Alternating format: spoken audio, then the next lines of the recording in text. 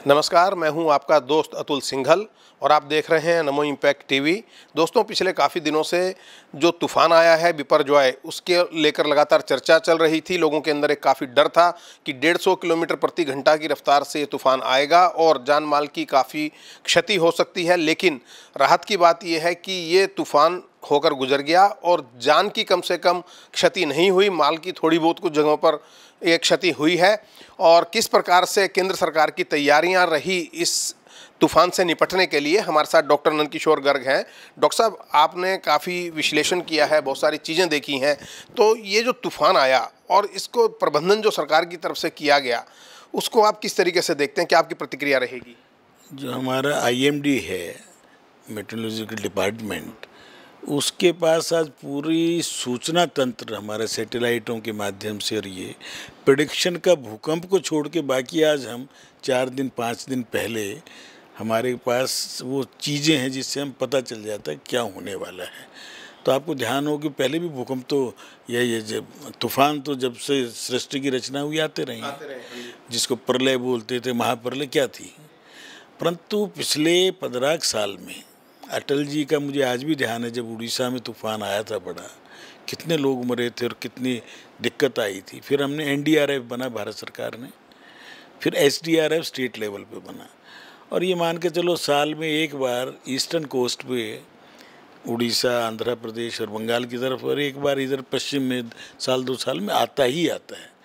और उसका नाम भी हर बार रखा जाता है, तो इस बार का नाम भी रखा गया बिपरजॉय। और ये तूफ़ान अरब की सागर से शुरू होगा, तो बम्बई में आया, तो उसके बाद मालूम था स्पीड से जाते जाते ये कच्छ कब पहुंचेगा। तो कल 9 से 12 रात का इसका पीक वो था, जो भीषणतम इसका प्रहार होना था, और उसके बाद ये गिरना था जी। तो फॉल हो गया, तो वो फॉल हो गया है।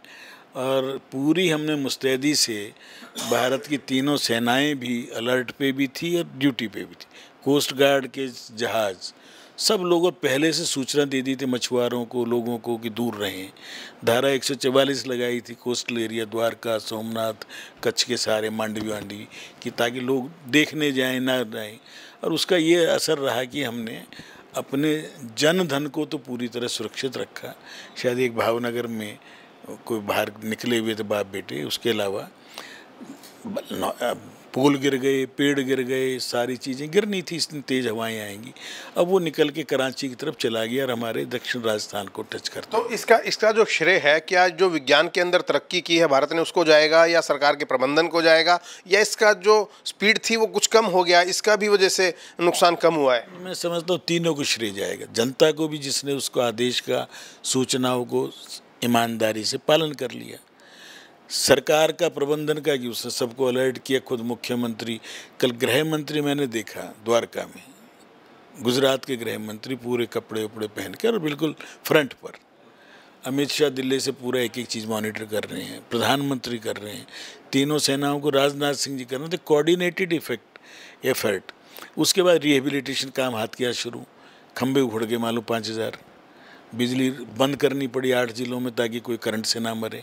आखिर सारे सुरक्षा के उपाय किए, तो आज से उनको रिहेबिलिटेशन भी तो करना है। अभी बारिश आएगी, 2-3 दिन ज़्यादा आएगी, राजस्थान आएगी, परंतु मेजर जो थी वो हमारे टेक्नोलॉजी का सहायता से मैन पावर ट्रेंड की गई है हमारी, एसडीआरएफ है, वो सारी तैयारी थी।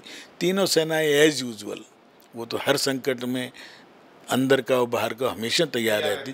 तो सबने मिलके काम किया। पूरे मांडविया अपने हेल्थ के पॉइंट ऑफ व्यू से लग गए पहले ही जाकर, पूरी राज्य सरकार लगी हुई है, महाराष्ट्र ने अपना संभाला, गुजरात ने अपना संभाला, और राजस्थान के गहलोत जी ने पहले ही रात को मीटिंग ले ली कि बारिश दे जाएंगी।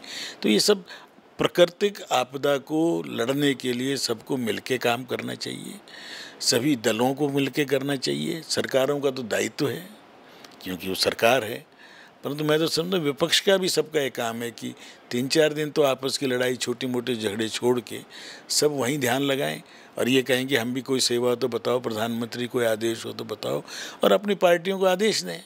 कांग्रेस वाले आदेश दें कि गुजरात में रहने वाले, महाराष्ट्र में रहने वाले सभी कार्यकर्ताओं भाई जनता की सेवा में लगो, राहत दो।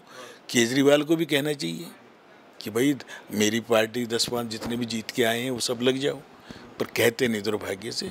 ये चीज़ वो गई ज़माना जब अटल जी थे या कभी युद्ध होता तो हम सबसे आगे होते थे।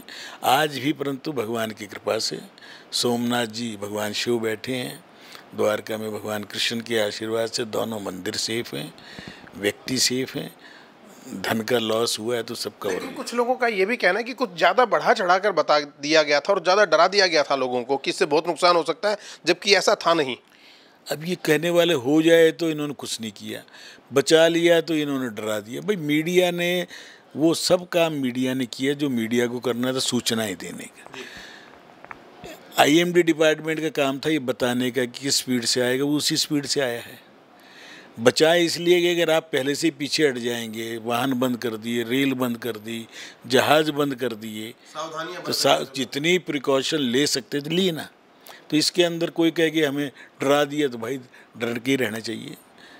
ठीक है, बहुत बहुत धन्यवाद। डॉक्टर नंदकिशोर गर्ग ने बताया कि जिस प्रकार से ये बिपरजॉय आराम से निकल गया, प्राकृतिक आपदा से देश को का ज़्यादा नुकसान होने से सही सलामत रहे और बच गए, ये सब एक जो तकनीकी है, जो विज्ञान ने तरक्की की है, उसकी देन है। साथ में सरकार का जो प्रबंधन था उसको इस बात का श्रेय जाता है, और लोगों ने सावधानी बरती, सरकार का साथ दिया, उसलिए वो भी श्रेय के पात्र हैं। अतुल सिंघल, दिल्ली।